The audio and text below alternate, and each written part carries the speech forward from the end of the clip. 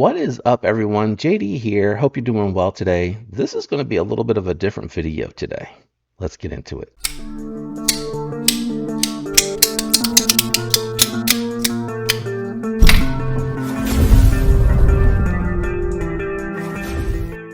All right, guys, so I'm not going to beat around the bush too much. This is a knife that I just recently did the review on, and it was a very good review because it is a knife that I like. It is a different style knife, though, for sure.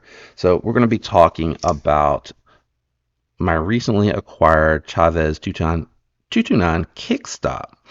And the reason I wanted to come back to talk to this is because I have had some more time with this one, and I just wanted to give some deeper thought on the entire Kickstop system, more so than the design of the knife or the build or the performance or anything like that. So that video will be linked as we go through this review.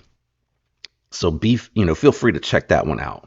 That is going to get more into, how this knife performed, the build quality, everything like that. And I'm going to put an insert into the disassembly video that I did on this one. I ended up finding that going back into the knife because the way that this kickstop system works, it kind of moves freely side to side with that stop pin.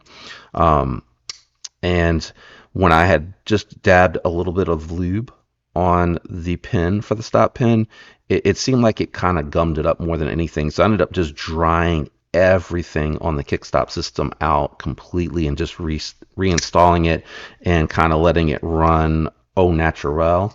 And that did seem to really improve the performance. But I just wanted to talk a little bit about it. So I'm going to start with how it actually performs. So for a deployment method, flipper tab might not be your thing. I personally would have liked to have seen, because this doesn't engage anywhere except on the back of the lock bar. And to me, this is a little bit nicer aesthetically.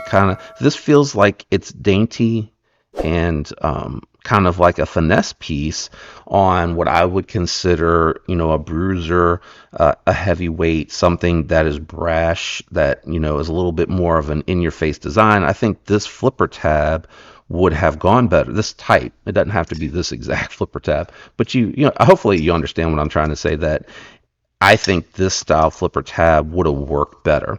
So when I saw this, I was like, okay, it's kind of cut. Is it the way that it interacts on this particular knife? And when I looked at it, it doesn't really. So you could have had that thickness carry all the way through, and that thickness would, because where it engages, when you look at how this one works, and let me get a little light in here, because it's going to be hard to explain.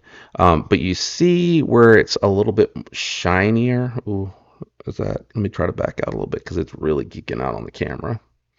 So hopefully you can see that very last step is where on the lock bar insert. So you're locked up here, and then on the very bottom, and maybe if I can get it to come back out again, on the very, very bottom, actually in between the blade and underneath that step, is where it is engaging with the lock bar insert. So you could have easily had a thicker flipper tab, which I think aesthetically just looks more in line with what this knife represents in my opinion, it being, bulky, brash, hard. Like, that just to me is how Chavez come across. Just the skull clip. That's super controversial because some people wanted some of the Chavez experience without the full experience. They're like, I don't really want a skull clip.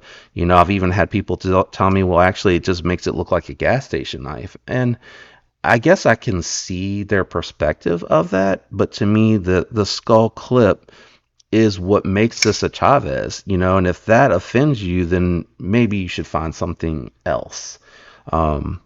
Or maybe Chavez should have found a way to Chicago screw it. I mean, I don't know. It just seems like a lot of effort to get a Chavez, which this to me is part of the Chavez.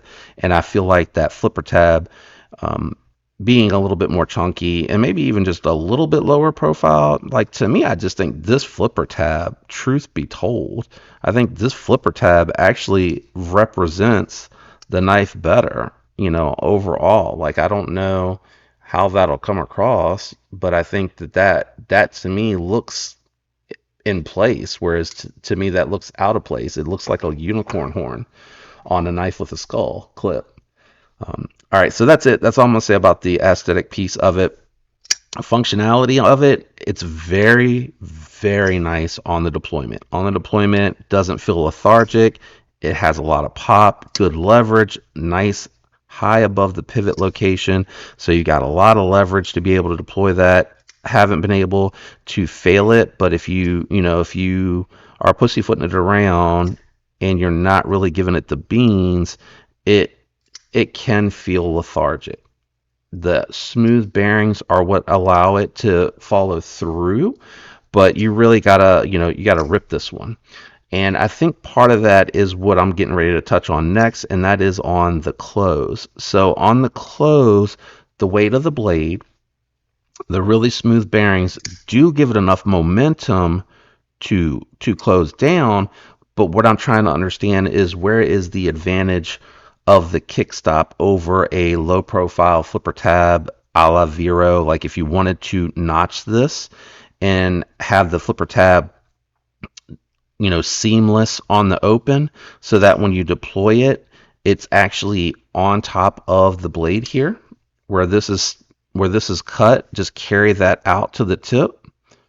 Or even, well, nah, you can't. I did look at this. You can't have it stick out because if you do, this where it sticks out is going to be way back here. And then if you close it with it being in that same spot, it would be below the pivot. So if you wanted the disappearing flipper tab, you would have to come up and notch that out.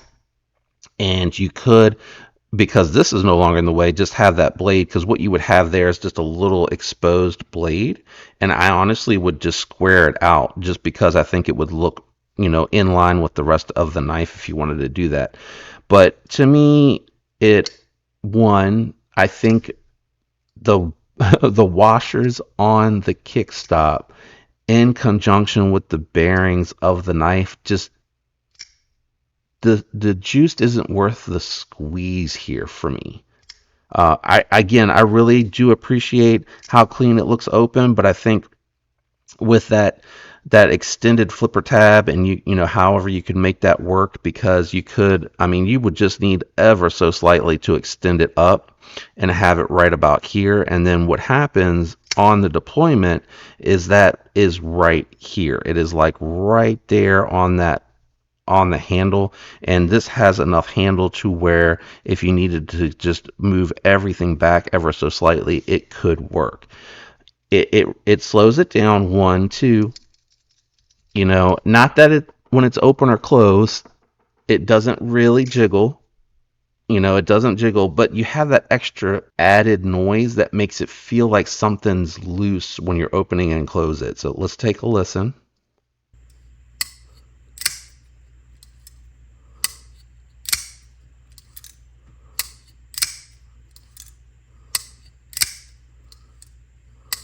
So it just, you may like it, but to me it just seems odd. And to me, you must really, really hate opening holes or the thumb studs that really came on the device originally. Like you must just be completely anti, don't want any thumb studs in your collection. They represent something that just absolutely makes your skin crawl, because thumb studs are going to be cleaner overall. They're typically designed so they're not in the way of the cutting path. And when you look at where the thumb studs are, it would be almost over top of where the normal sharpening choil is for this knife. Um, you must maybe really hate the way that they look sitting on the body opened. Maybe you want it just super ultra clean when you open the knife to show it off, or show your friends, or just take it out for others to see when you're using it. Because to me, it just doesn't look better here. Again, Maybe with the chunkier flipper tab, it would look better, and maybe that would be all that it takes to fix it. But and it could be, I'm carrying this knife here. I'm into the third week with this knife, and it's being rotated into the carry, but it's, maybe I haven't broken it in enough for it to, kind of work some of these kinks out. If again, it's making it, but it just feels like it's kind of slowed down a little bit by the interaction with the kickstop. So the kickstop is just kind of floating around. When you flip it, it does go into its rest position. When you disengage it, it stays in that rest position until right there, and now the blade's weight is carrying itself to close and carrying the stop pin with it, whereas a press fit stop pin is already moving with that momentum, and generally those are not really interacting with the scales until they hit open or they hit close. Those phosphor bronze washers, those are riding a little bit on the scales inside here when it opens and closes. So to me, I just think it is a very niche thing. It is definitely something that is unique and different, so I can appreciate that part of it. I am happy to have one of these in the collection. It gives me the opportunity to experience it, see how it performs long term, be able to potentially answer any questions and share my personal thoughts on it.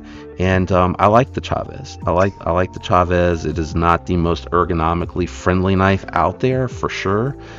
Get a Shaman or a Manix 2 and get yourself some applied weapon tech scales.